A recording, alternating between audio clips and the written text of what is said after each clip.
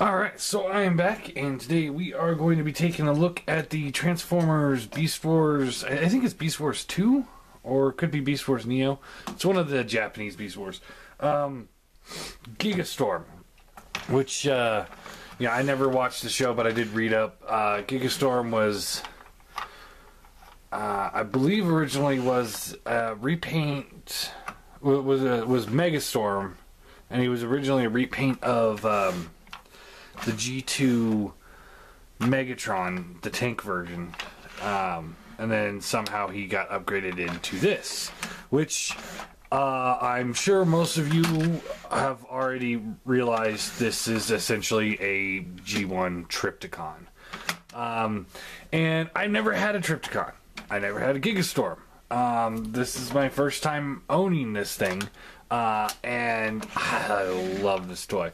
I really wish I had batteries for the walker mode, but I couldn't. I just don't have batteries for it. And I'm not a huge battery fan of those gimmicks, so it's not really something that's like, and I need to go do this. But anyway, so yeah, it's a pretty big, this is the city mode. I'm not going to go robot to city, then to battle station, and back to robot this time. I'm going to go from from city mode to battle station, then to robot mode. One, it's a G1 figure. They're not that hard to figure out. And two, he's just a little too big to do that. Over and over and over. Anyway, so this is the city mode. He does come with this little, I think it's Giga Scout. And he's just a little car. Rolls very well. To transform him, you just flip the legs down and you're done. I mean, it's a G1 figure. I mean, that's how most of the cars worked. And then for comparison on him, here he is next to, this is the little guy that came with the Metroplex. So I would actually really love to see a purple repaint of him by himself, to go with this guy, because I think this guy's little car mode should work just fine on here. We'll find out here in just a second. I mean, we desperately need a new trypticon.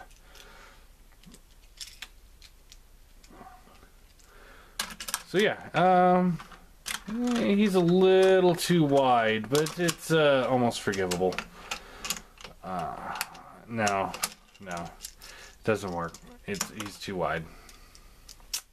That would have been cool. He just needs to be a little bit thinner. But yeah, he just kind of gets caught up a little bit.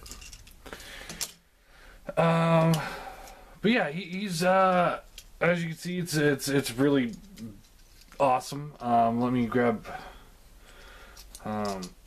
We'll do all the size comparisons in the when he gets into the robot mode. But for this one, I'm just going to do the classic Seeker mold. So here he is next to the Ramjet. And you can see it kind of works in this scale. It definitely works better in this scale or a Legend scale than like a Masterpiece scale. The Legends, I mean, they could actually stand on here and kind of interact and stuff like that.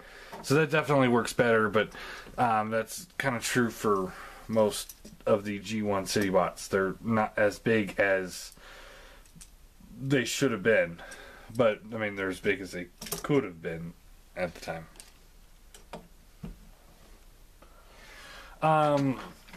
So yeah, not really a whole lot to show off here. He does have these turrets that rotate. They slide in and out, up and down. Do the head transformation. It can kind of go to side to side.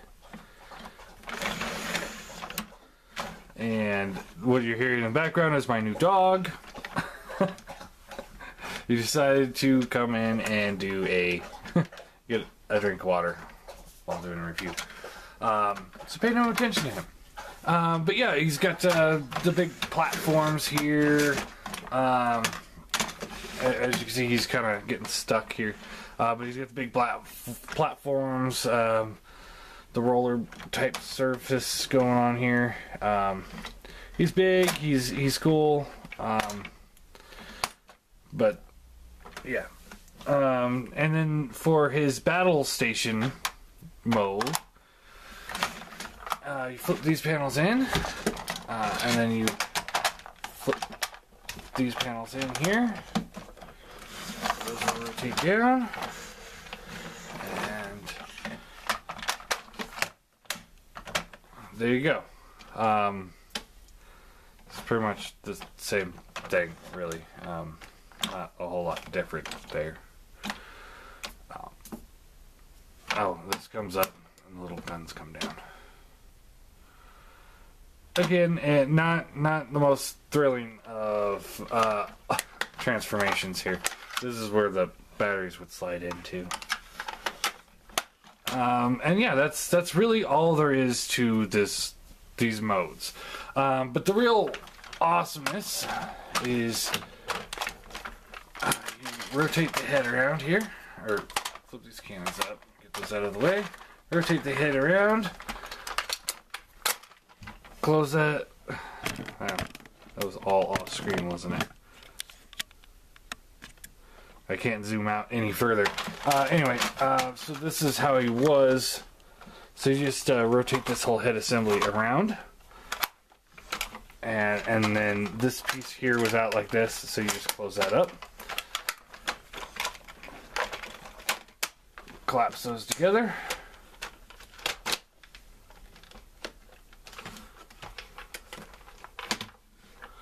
And then these will just fold up onto his back like so. And there is Gigastorm in robot mode. And this thing is incredible. I love this thing. Like I said, I really wish I had batteries for it. I'll probably pick some up. But yeah, I can't really, he's got really no posability because it's all part of that gimmick. His thumb can open and close.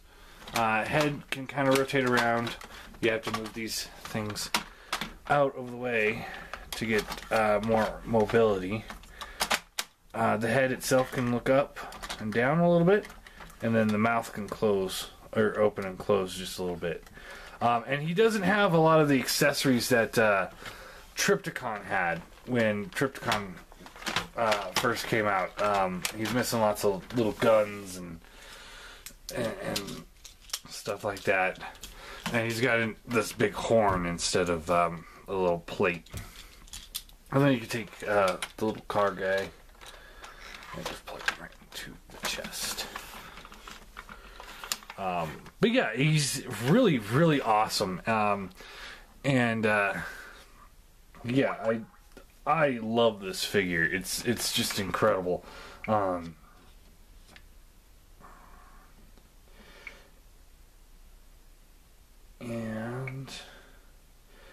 And I want to do a special thanks to Sammy Turnage, who was the one that sent this to me. We made a trade, and he's like, I've got a Gigastorm. And I was like, I've always wanted Gigastorm. I always wanted a Trypticon, but I think, this guy is just as good as Trypticon, even though he's missing some accessories. If you get this guy and you're like hell bent on having accessories, you can always go and go on eBay and pick up the Trypticon accessories, because it's the same mold. The accessories will work, with the exception of the little gun that fits where the horn's supposed to be. But I like the horn better. And he's got this big, he's a Predacon, so he's got the big Predacon logo there, which is really, really cool. Because I'm a huge Predacon fan, in case you guys didn't notice. So yeah, it's awesome to have something like this, I mean, yeah, he's going to end up just being on my Season 2 shelf as a stand-in for Trypticon. Until somebody makes a better Trypticon, then he'll go to my Beast Force shelf. But, I mean, and yeah, he's not really big enough to counter the Hasbro Metroplex. But, I mean, I'm still extremely happy with the damn thing. It's great. This is just one of those, Hasbro just knows how to make a good figure. In this case, Takara, and you know, they, you know, this is, well, I guess it would have been Hasbro because Hasbro designed the original Trypticon, and they reused it. Either way, it's just an incredible mold. The walking gimmick, you know, if you go on YouTube, there's a lot of people that have this thing stomping around. While it looks cool, it's not something that really sells it. But just having a Trypticon or Gigastorm, you know, it's the same. It's the same thing. But having this thing on my shelf is just, that right there is really awesome. And then for comparison, here he's next to the Classic Seeker. Now this scale, according to the original cartoon, does not work. To be completely honest here, this scale would not work. I mean, he was huge. He was as tall as Metroplex, and Legends figures are the things that scale best with Metroplex. But then again, we're talking about scale and G1, and that just doesn't really exist. Here he is next to the iGear Seeker, and it's like, yeah, he's almost as tall as Gigastorm here. But, I mean, you could easily tell who would win on a fight because Gigastorm has probably about 6 times the mass. I mean, he's huge in comparison to this guy. Even though he's not that much taller, but he's got so much more mass to him. It's incredible. Now that we've got him on the side view here, let's bring back the Classic Seeker. So, yeah, it's like, yeah, he should be a lot smaller in comparison, but yeah, it's... But then again, one could say, you know, it is Gigastorm and not Trypticon. So, I really hope we do get a Trypticon figure because then we could get a retool into Gigastorm, a new Gigastorm, or you know, we could pick up Gigastorm and be happy with just Gigastorm because he would scale with Trypticon pretty well. Here he is next to the Springer mold.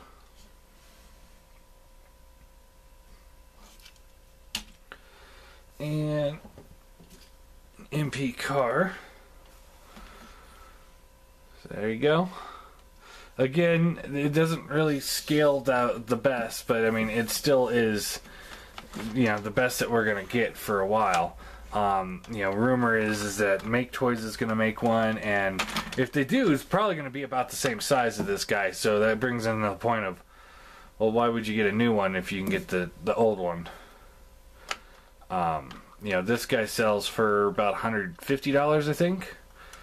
Something like that on eBay. So, you know, he's not the most rarest of figures. So, you know, one could pick that up for a lot cheaper and get a Hasbro quality, or Hasbro or Takara quality figure for, again, you know, pennies on the dollar and compared to, oh, that just came right out. To the Make Toys one. And I doubt the Make Toys one's going to be able to walk. So, I mean, yeah, it might, I'm right now I'm having a really hard time with, third-party figures.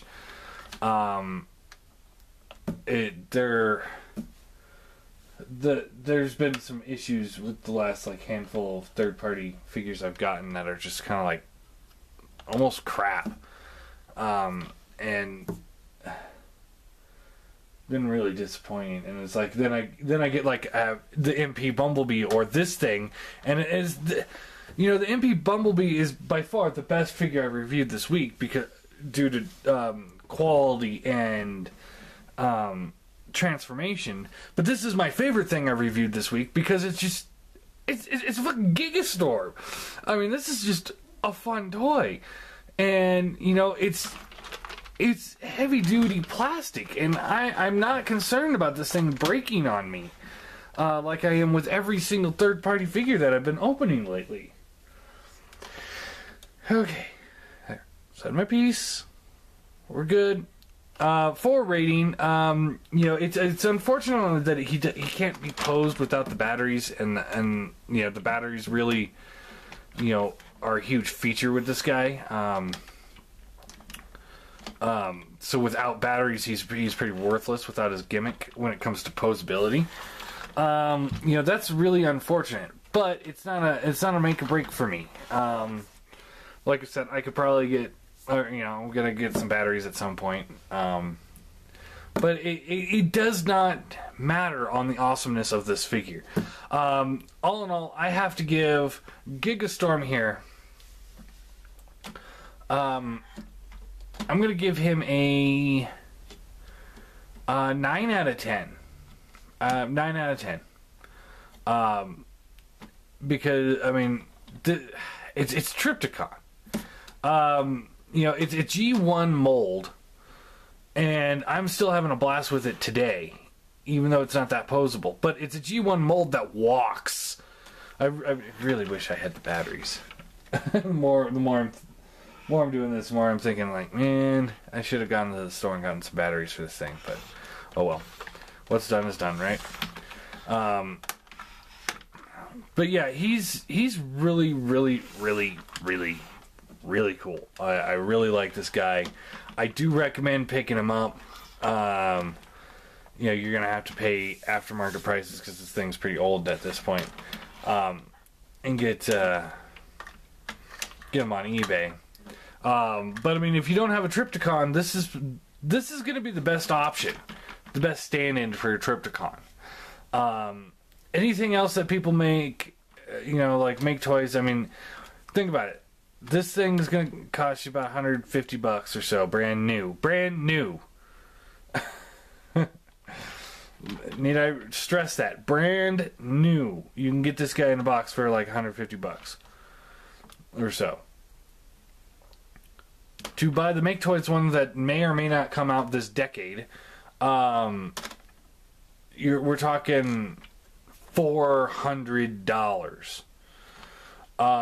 So for me, it's a no-brainer. I'm going to have this guy on my shelf. He's going to stand in for Trypticon, and I'm going to smile every time I see him. And eventually, I will do an update video of him stomping through Autobots, just because I think that'd be hilarious. And then, you know, if Hasbro does make a Trypticon the size of Metroplex, then I will buy that with a smile on my face too.